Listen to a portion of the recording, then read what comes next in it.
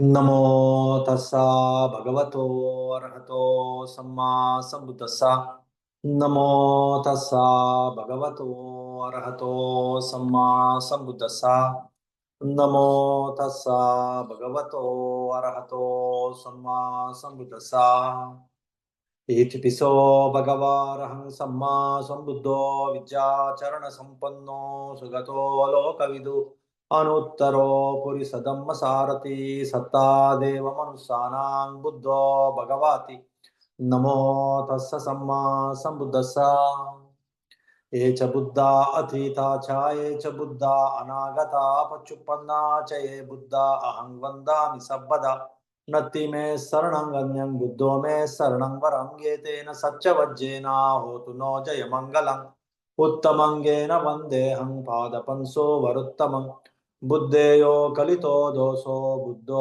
कमतु तं मम बुद्धं यावनिब्बाणपर्यन्तं शरणं गच्छामि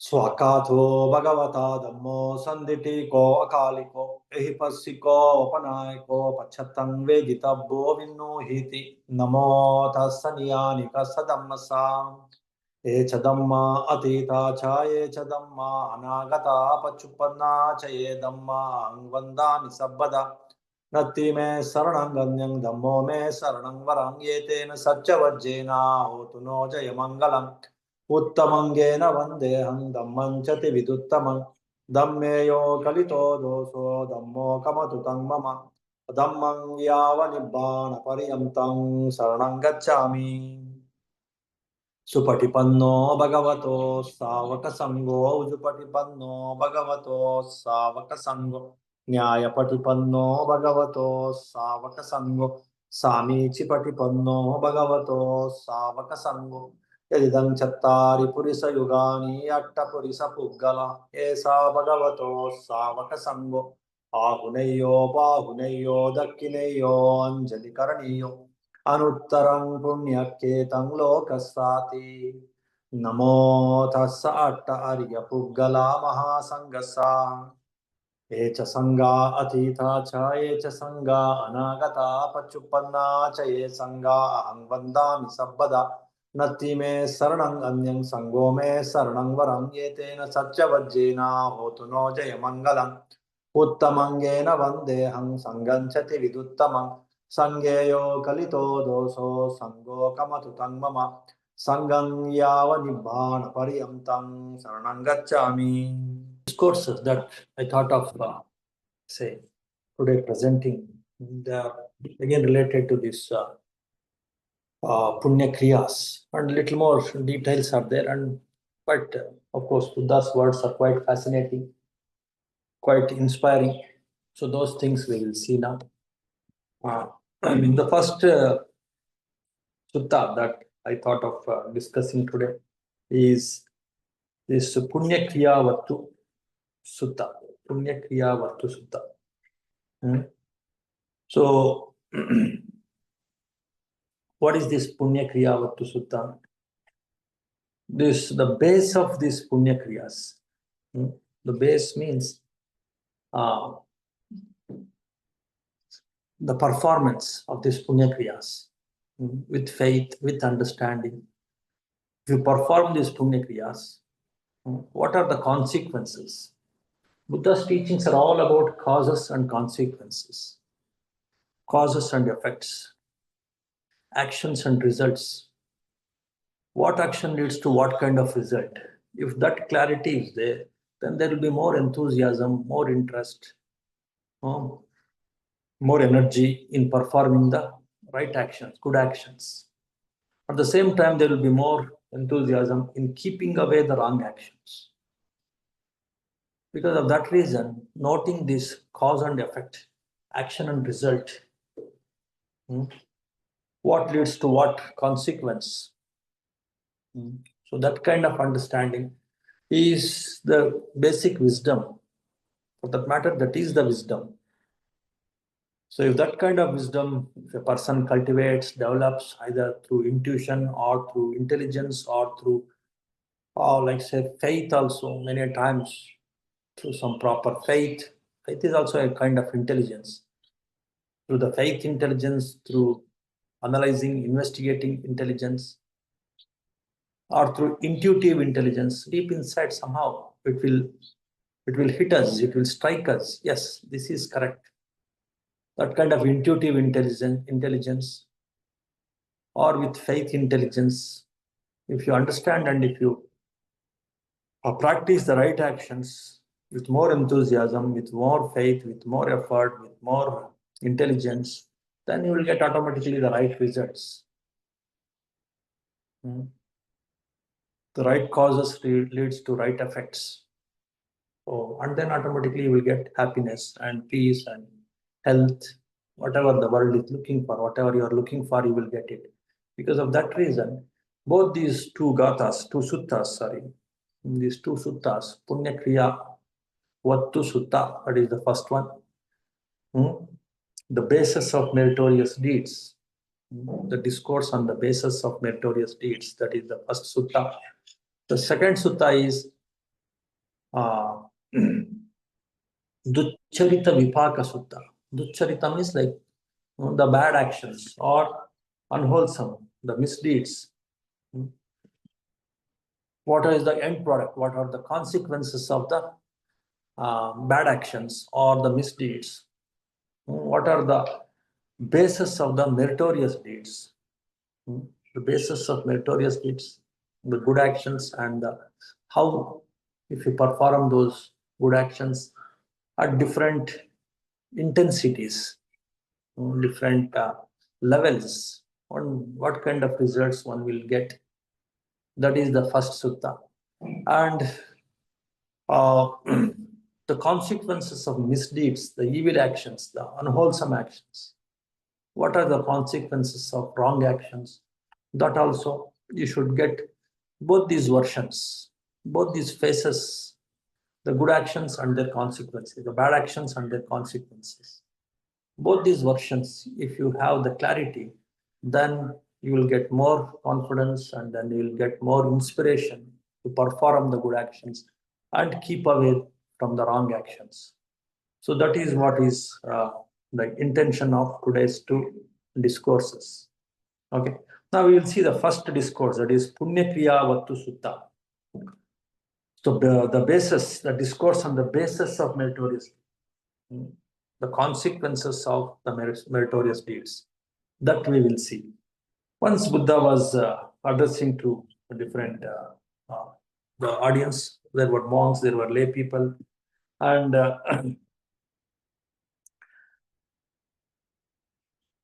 there are three bases of meritorious deeds.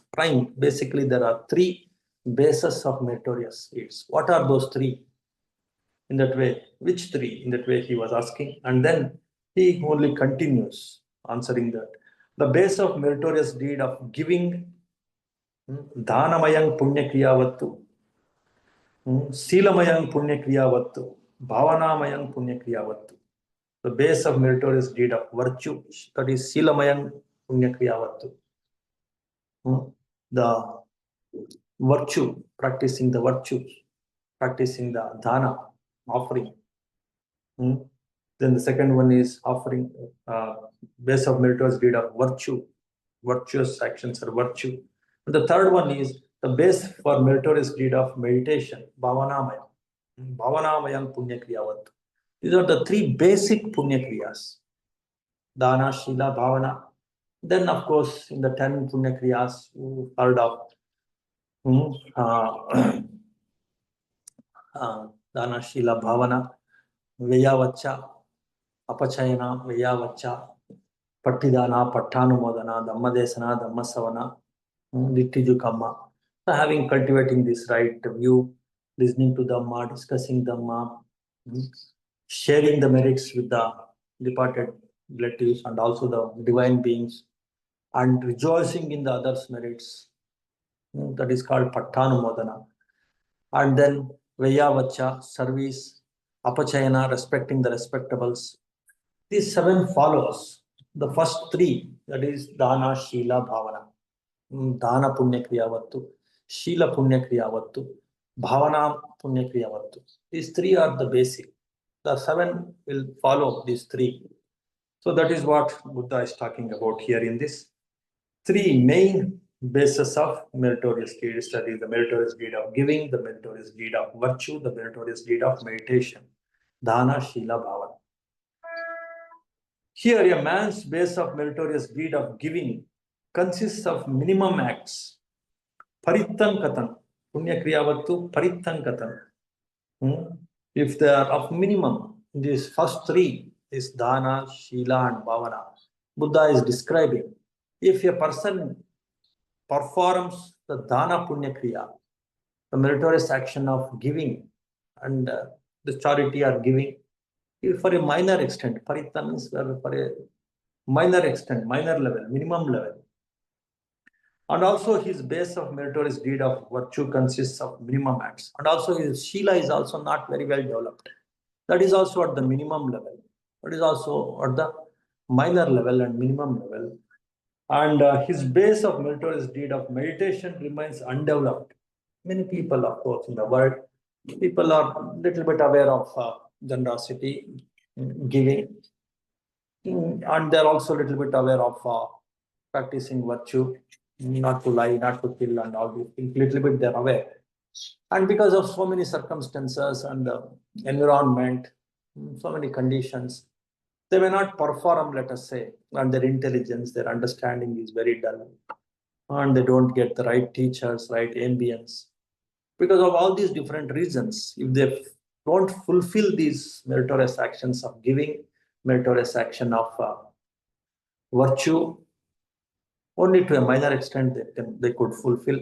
And meditation, of course, they can't learn, they can't practice, and they don't practice any meditation. And that meritorious action of meditation is undeveloped. Then what happened to them? So then Buddha says, then with the dissolution of his body, he will, because he has performed a little bit of this giving and virtue, he may reborn in the human realm. But that human rebirth is of unfortunate rebirth, unfortunate circumstances. What does it mean?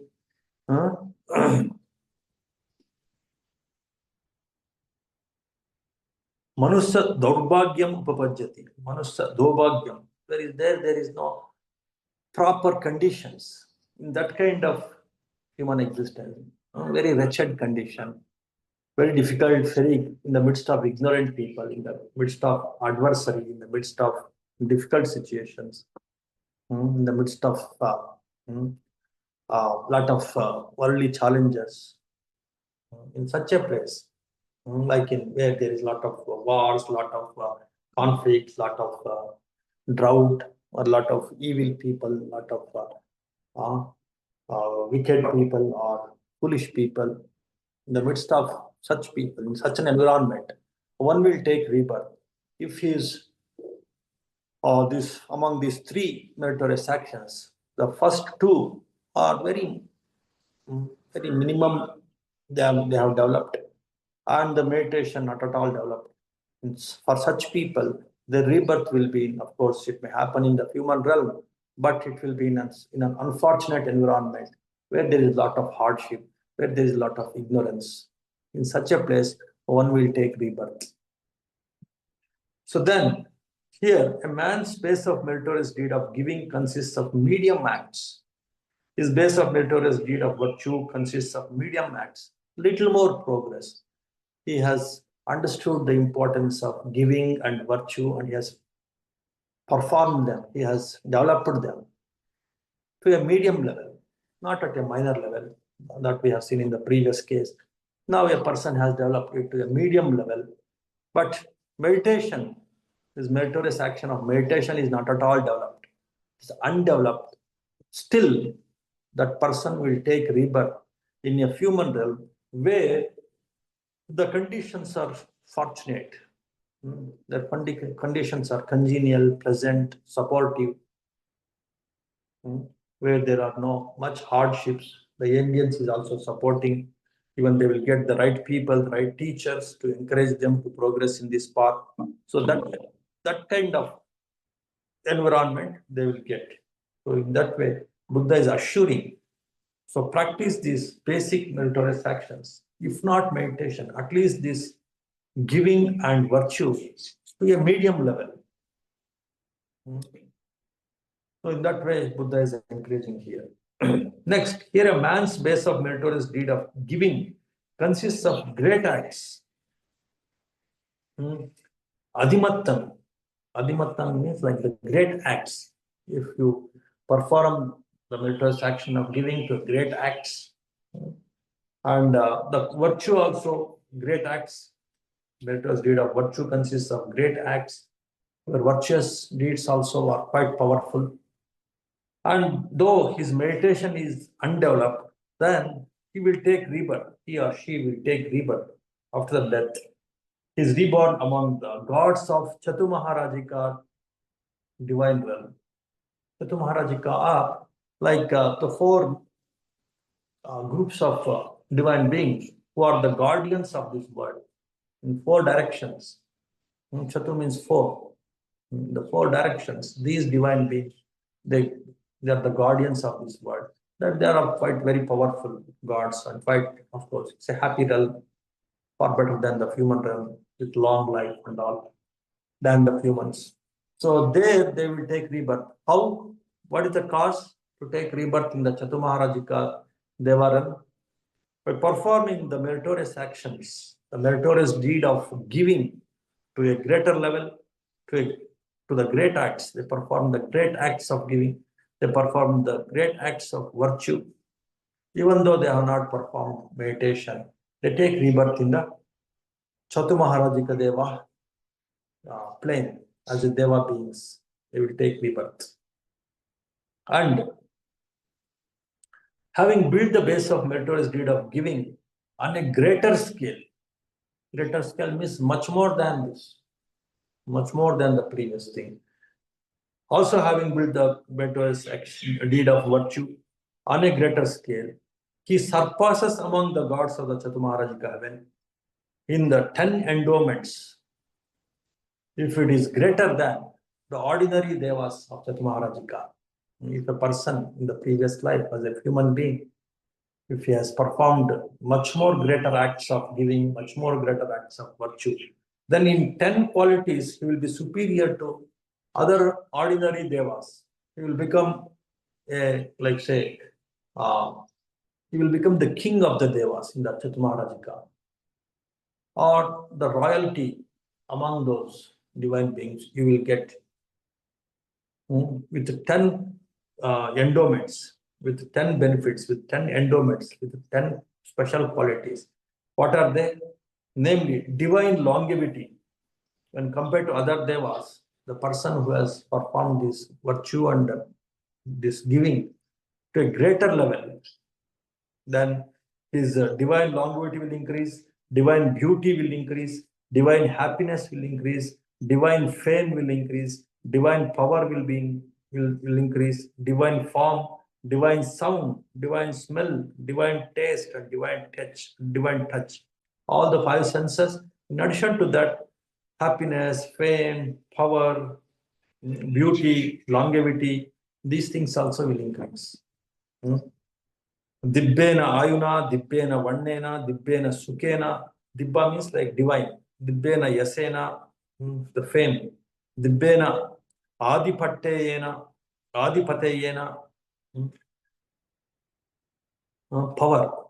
Dibbena rupehi, divine form, divine physical features. Dibbehi saddehi, sadda means divine sound. Dibbehi gandehi, divine smell. Dibbehi rasehi, divine taste. Dibbehi pottabbehi means divine touch. So they will be superior than the other devas, the Chatumaharajika Deva. That means the rulers of the Chatumaharajika plane, they will become who? Just these two things, two Puññakriyas, if the people focus. What are they? The meritorious deed of giving, the meritorious deed of virtue. These things with full enthusiasm, with full understanding, with full intelligence and faith, if they practice these things to a greater level, then they will become the rulers, the kings of the Chatumaharajika Deva plane. So in that way, Buddha is assuring there is no need of meditation at all. Just with these two meritorious actions, giving and virtue is sufficient enough to make the humans to become the kings or the rulers in this Chatumaharajika Deva plane. So in the same way, Buddha is explaining, not only in this Chatumaharajika Deva plane, there are 6 divine planes. After this Chatumaharajika Deva plane, there is something called Thavatimsa Deva plane. The head of that Thavatimsa Deva plane is Sakka. You might have heard of this name, Sakka or Indra or something like that. Inda, they say in Pali language, or Sakka, both are same. So he is the head of this Thavatimsa Deva plane. And then the next Deva plane is Yama Deva plane. And the head of this Yama Devas, his name is Suyama. And the next one is, the next plane is Tusita Deva plane. The head of those Tusita divine beings, that plane, the ruler of those, of the Tusita is Santusita. The next one is Nimmanarati divine plane. The head of that Nimmanarati divine plane, his name is Sunimita. And the next one is Paranimita Vasavati. That is the last divine plane. The head of that Paranimita Vasavati divine plane is, his name is Vasavati. Paranimita Vasavati, or Vasavati, his name. So all these divine beings and their heads, the rulers, they have got this higher divine planes and the ability to rule those divine planes just by these 2 Puññakriyas, just by these 2 meritorious deeds. What are they? The generosity or this giving, the meritorious deed of giving, the meritorious deed of, that is non-selfishness. If you are too possessive, too selfish, then you will go down. That possessiveness, holding on, is the cause for falling down. Letting go or giving is the cause for flying up, for lightening up. Holding on is the cause for becoming heavy and falling down. Please understand, this is very simple to understand. So in that way, non-selfishness, non-possessiveness, art of letting go, art of giving, if a person keeps on cultivating, then he becomes lighter and lighter. And then all these virtues, they will develop. That with all these 10 special endowments, special qualities, one will develop those things. And if it is much more greater, then they will become the rulers in all these 6 divine planes. To some level, let us say for level 1, you perform this giving and this virtue, you will take rebirth in the Chatumaharajika plane. And in this level 1 itself, if you perform little more giving, little more virtue, then you can become the ruler, Chatumaharajika Deva plane. Ruler you will become. So, and again, this giving and virtue you perform at the second level, level 2, let us say. Then you will take rebirth in the Thavatimsa Deva plane. And in the level 2 itself, a little more. If you perform this virtue and this giving, then you will become the ruler, the king of the ruling class of this divine plane, the Thavatimsa, that is, one will become Sakka. And the associates of Sakka, the rulers, other rulers of this, other assistants of this Sakka who are ruling this Thavatimsa plane. The same way, level 3, Yama Deva plane. Level 4, Tusita Deva plane. Level 5, Nimmanarati Deva plane. Level 6, Paranimita Vasavati Deva plane. In the 6 planes, again, little more virtuous and little more generosity you have, then you will become the divine rulers also in these different divine planes with superior endowments, the divine qualities, like the divine appearance, divine beauty, divine uh, power, divine longevity, long life also, and the divine smell, divine taste, divine touch, divine fame, divine power, all the 10 qualities, you will be superior if you perform these qualities, only these two virtues, two meritorious actions, the virtue, the Shila, and the giving, understanding the power of giving, understanding you are giving for the sake of lighting up, for the sake of learning this art of giving, for the sake of punya, not with arrogance, not with proudness, not with the over compassion. That will make you again, indirectly, it will make you little proud. Understand this cause and effect, and based on this understanding of cause and effect, perform the meritorious actions. Neither with proudness, nor with expectation, nor with some vested interest, nor with some kind of arrogance. Understanding this law of cause and effect, what leads to what kind of temperament, what kind of intention in my giving leads to what. With that understanding, if you perform this giving, perform these virtues, these different moral precepts, then depending on the intensity of your meritorious actions of giving and this virtue, moral precepts, you may take rebirth in any of these 6 realms. And again, depending on the intensity in each of these realms, if you have performed a little greater amount of this giving and virtue, then you can become the ruler in these different planes of existence, the divine planes of existence. That is what is the assurance that Buddha is talking about in this sutta, Puññakiriyavatthu Sutta. Okay, so that is this first sutta that we have seen now, this Puññakiriyavatthu Sutta. Now we have understood the importance of these two basic meritorious actions, this dana and shila. Okay, and the intention behind this dana and shila, and the intensity of this dana and shila, how it determines your rebirth in the different planes, different divine planes, and again the divine planes, whether you become an ordinary deity or a ruling deity, the ruler deity, that also depends on the intensity and the intention of your giving, intensity and the intention of your virtues, your moral precept practice, that matters. That is the understanding in the first sutta, today's first sutta. The second sutta, it's again like a continuation of this first sutta actually. So in this second sutta, so Buddha is talking about killing when practiced, habituated to, and much pursued, conduces to one's rebirth in the hell or in the womb of an animal or in the realm of ghosts. The consequence of killing, at the least, is a human rebirth subjected to a short lifespan.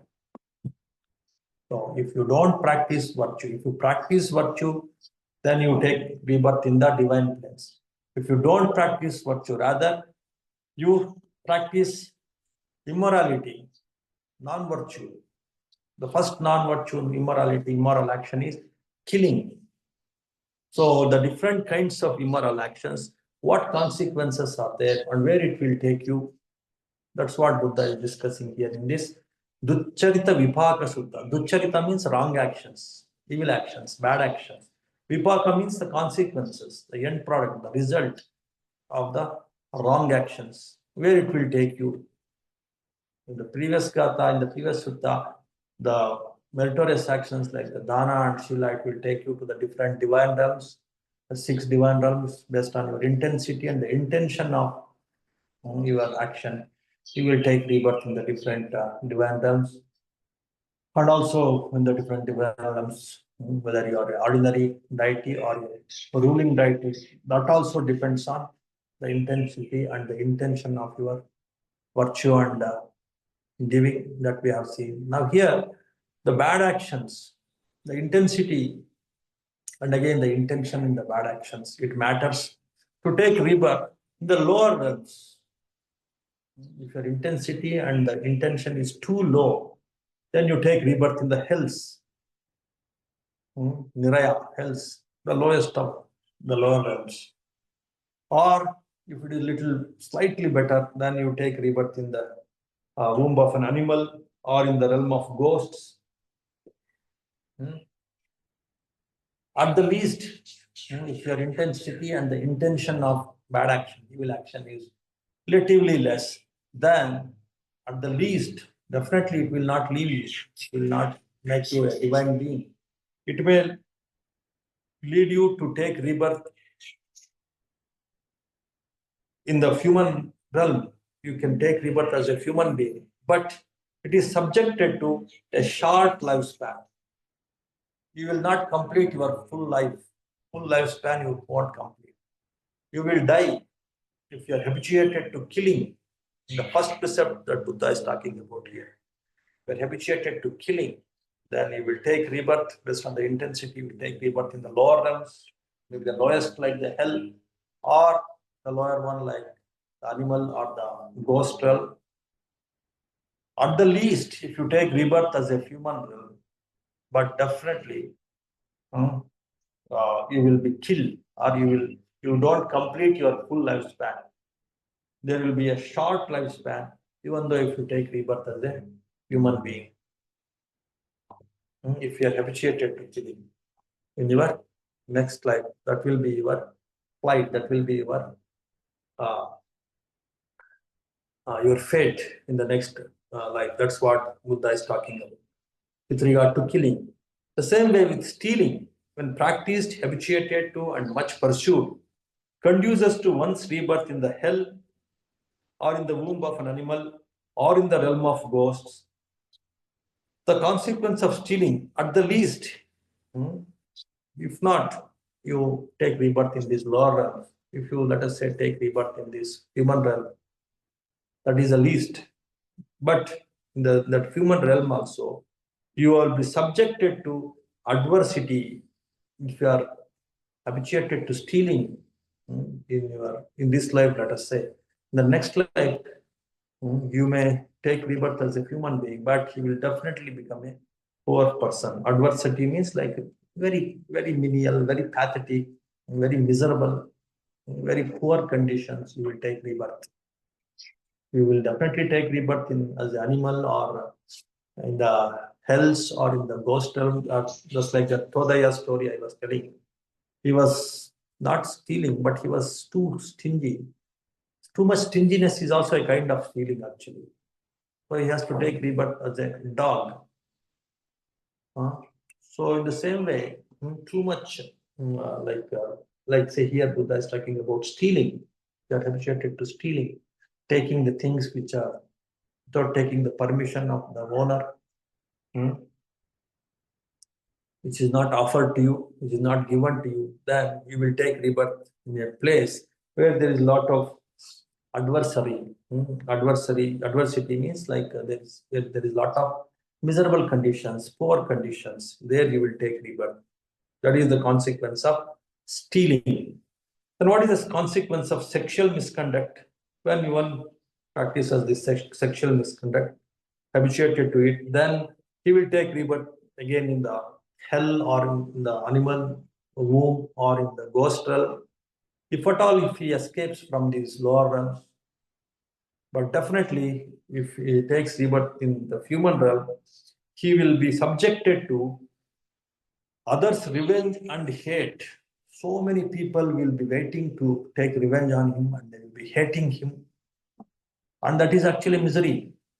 Always you have to live in fear and a lot of danger you have to live because you have invited a lot of hate and revengefulness from the other people. What is the main reason? Once if you are habituated in your previous life to this sexual misconduct. Or if you are habituated to sexual misconduct in this life, the next life, definitely we have to lead that kind of very fearsome life, inviting problems from everyone for revenge, for hate. So that is the consequence of sexual misconduct. So in that way, you should understand. Next, the moral precept. If you are not practicing, let us say, that is lying, musavada. In musavada, 4 aspects will come. All the 4 aspects also they are described here by Buddha in this Duccaritavipāka. The 4th one is the lying. So again, if you are habituated to lying, then you will take rebirth in the womb of an animal, or in the hell, or in the realm of ghosts, or at the least, if you take rebirth in the human world, then what will happen if you are habituated to lying? Then you will be subjected to false accusations.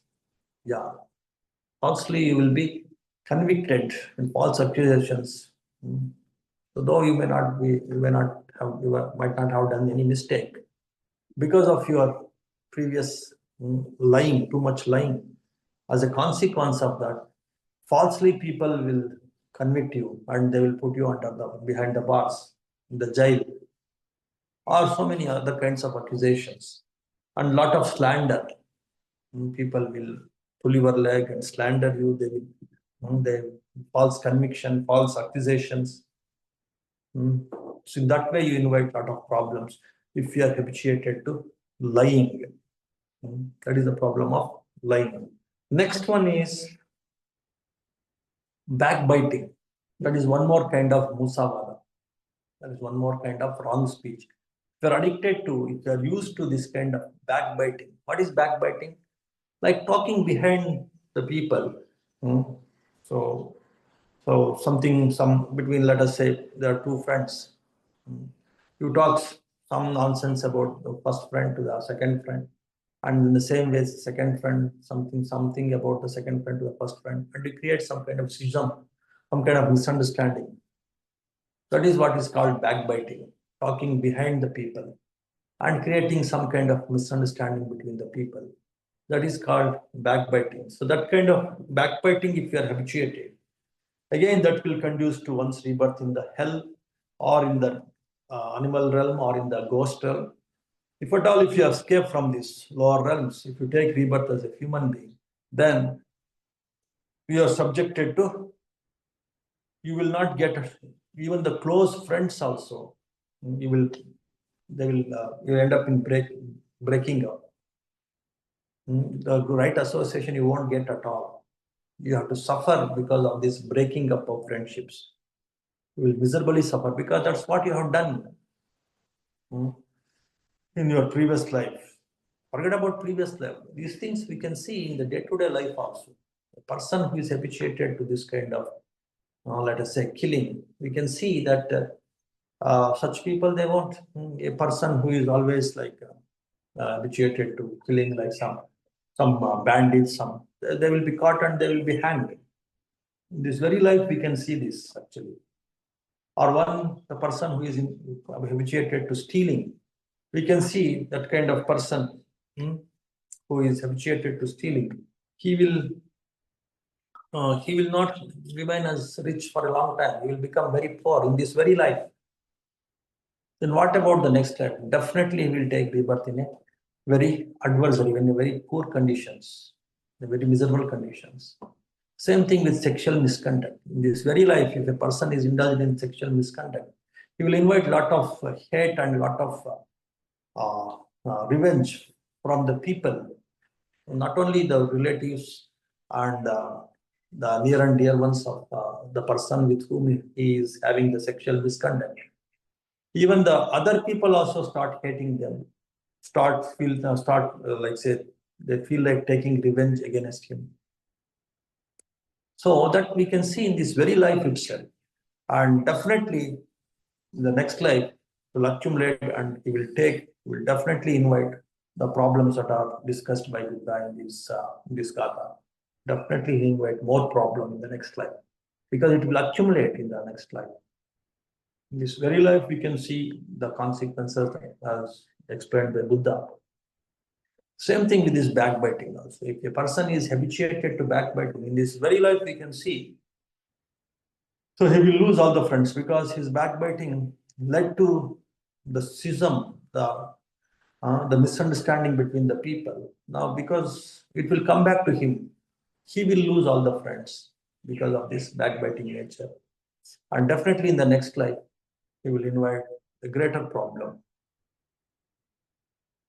So that is about the consequences of this backbiting. Then that is called Pisuna Vacha, backbiting. Next one is Parusa Vacha. Parusa means like abusive speech, harsh speech. The person is, like say, addicted or used to, habituated to this abusive speech, harsh speech. Again, of course, in the next life, he will take rebirth as animal or in the hell or in the ghost realm. Or if at all, if he escapes, then what is the consequence of that? At least as a human man, who is a human rebirth, if he takes, then he is subjected to ill repute. People will laugh at him. People will say he is one gone case. He is one useless fellow. Unless he will be shouting like a mad dog. In that way, people don't care for your harsh speech, your abusive speech, and you will invite a lot of this ill repute. Your reputation will go away, even though if you're intelligent, even though if you are a good person, even though if you are a virtuous person, because of this abusive speech, all other things will be washed out, and people will not care for you. People will actually laugh at you. People we may call you as one bad dog, simply barking abusively. So that is the consequence of this abusiveness or harsh speech. That we can see in this very life itself. The people who are used to this, once or twice the people may tolerate. And if it continues, let us say for 6 months or 1 year or 2 years, then people will simply consider him as one useless or one gone case, one mad dog kind of. In that way, they will consider him. So that is the consequence of this abusive speech or harsh speech, which comes again under this Musavada, the fourth precept.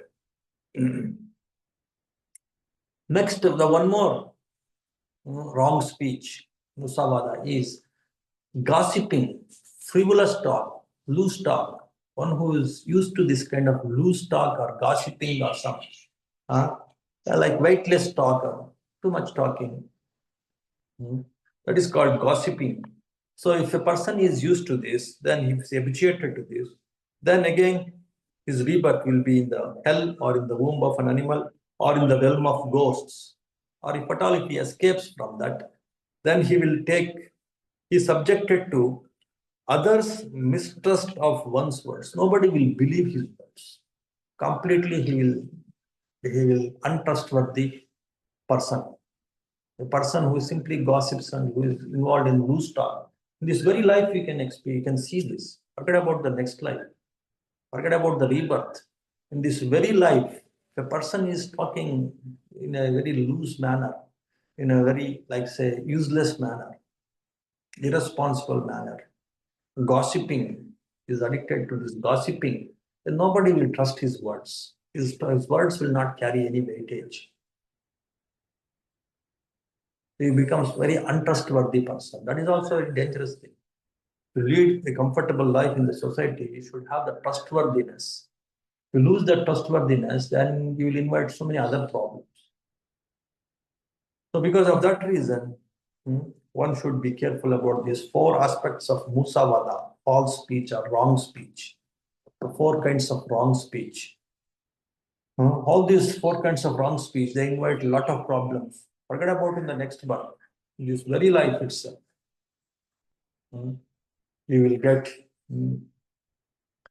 this, because of lying, you may end up in like say accusation, false accusation and slander. Because of backbiting, you lose all kinds of friendship, right? Association, breaking up of friendship. Because of abusive speech, you will invite a lot of ill repute. Because of gossiping, you will others mistrust. You will be subjected to others mistrust. Nobody will trust your words. So all these things, though sometimes you may think they're simple, they're not of much consequence, but they have a lot of consequence to lead a happy social life, to lead a happy life. They will have a lot of impact. So that's the reason why, though this Musavada, it has four aspects, all of them are equally important. One has to be careful about all these four kinds of speech. And of course, the previous three also. Killing, stealing, killing leads to a short lifespan. Stealing leads to poverty. And kames michachara, sexual misconduct, leads to inviting a lot of revenge and hate from the people. Not only the people, the relatives of the person with whom you have sexual misconduct, from your own relatives, from others, from even the neutral people also invite a lot of revenge and hate. So these are the cautions, warning. One should. It's not like warning. It is fact. It's truth. It is the law of karma. This is whatever you do, you get back. It will not leave you. Everything is actually interconnected. Each and every thought that you produce in your mind, it induces, it has some effect on others' minds. After all, the defilements are defilements. They have their own communication. If you have your own defilement, it will lead to others' defilement and it will induce defilement in the others. Conversely, the others' defilements will have some impact on your defilements. They will induce your defilements. So in that way, don't underestimate the power of these so-called immoral actions. The misdeeds which are rooted in your misthinking, in the immoral thinking. Immoral thinking leads to all these four kinds of immoral speech. And your immoral thinking only is responsible for the four kinds of these physical actions like killing, stealing, sexual misconduct, and the last one now we will see the taking intoxicants. So all these our thoughts, our good thoughts or bad thoughts, just like all the good thoughts, the people with good thoughts, they come together. Even the bad thoughts, although they will have the impact on one another. That coming together automatically, the minds will know these are the good thoughts, these are the good people, I should be with them. So in the same way, the bad thoughts or the defilements or these kind of misdeeds, they too have the impact and implications, and it will get back to you. That is the basic understanding about this law of karma.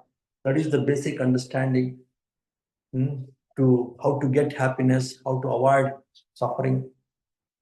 If this understanding, if you don't have, then it will become an animal's life. Simply, we start inviting a lot of problems for ourselves.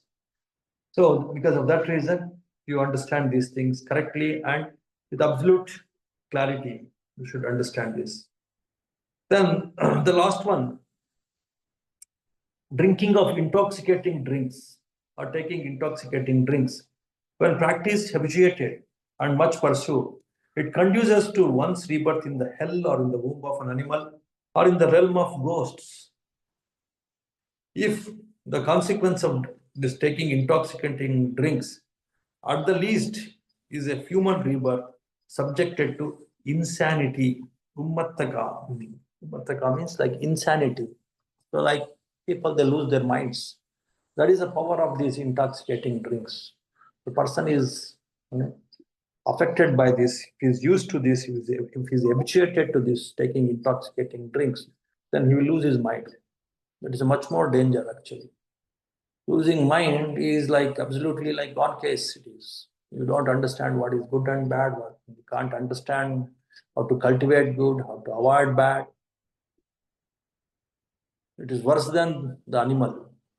animals have some chance of understanding good and bad. But once you lose your mind, then completely gone.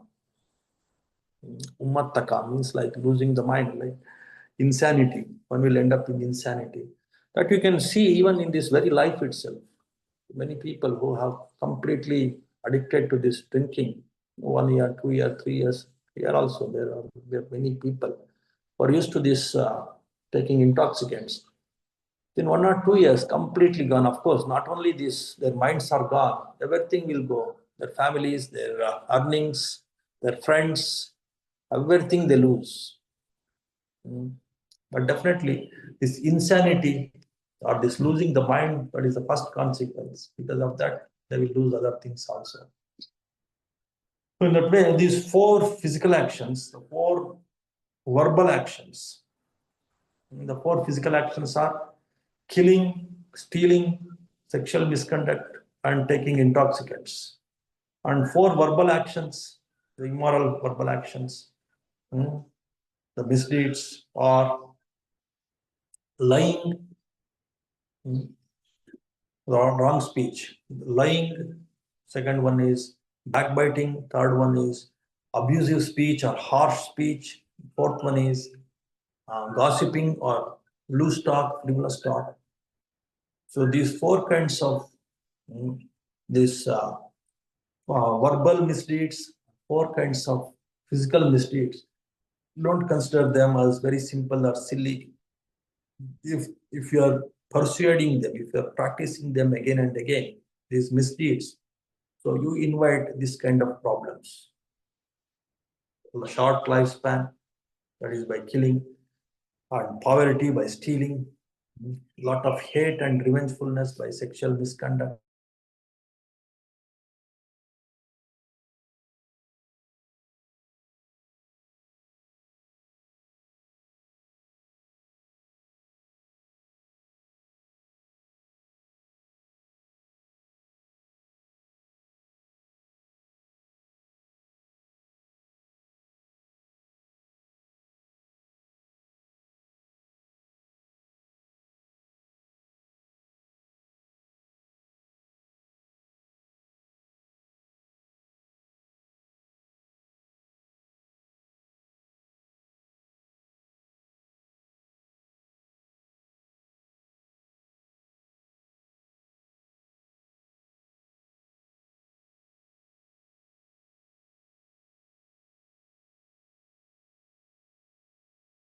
So how much time you missed this? Like, Namaste, Guruji. yes, sir. Around 3-4 minutes, Guruji. 3-4 minutes. Oh, you would have told, no? You would have called me, or it's okay. Like, I have just summarized the 4 uh, physical actions, 4 immoral physical actions. One should be careful, and the 4 immoral verbal actions. One should be careful, because though they look very simple, they invite a lot of negative consequences. And these basic 2 punya kriyas, they are good enough. This dana and shila, to take you to this, to have to this 10 endowments in this very life, and also in the next life, to take rebirth in the divine realms, and even to have a superior divine life in that particular plane, even that ruling class of the divine plane also, it's possible, just with these 2 meritorious actions. And with this duccharita, with wrong actions, with the misdeeds, how it will take you to the lower realms, or even in this human plane itself, how it will lead to the negative consequences, like short lifespan, like adversaries, like poverty, like a lot of revengefulness and hate that you will invite through sexual misconduct, insanity through this taking intoxicants, and in the verbal actions also, a lot of reputation that you are mistrust, people will not trust you, and will lose your reputation, very ill repute, and losing friends, and false accusations. All these things also will happen. So one should be careful about this. the so-called the misdeeds and the Puññakriyas, meritorious deeds. Understand them properly and cultivate them bit by bit, slowly also, no problem. In the right association, you can cultivate them more skillfully, more efficiently. Because of that reason, better attend this kind of these programs every Sunday and all other our meditation programs also, other Dhamma classes also, Dhamma programs, courses also. You don't get this kind of right association. So make use of these things. So that is what is the message of this Dhamma talk. Okay, now if you have some quick questions, you can ask, and then we will perform this Puññanumodana. So, any quick questions?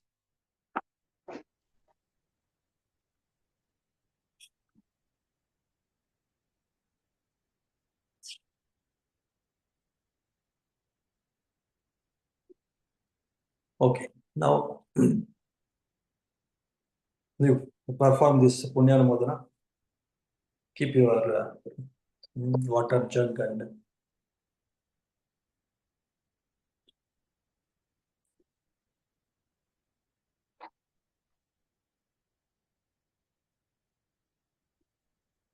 okay. Now just repeat after me.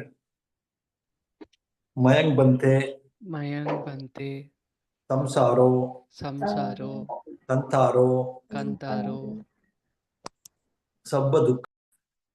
If you don't have any questions, we will conclude with small chanting.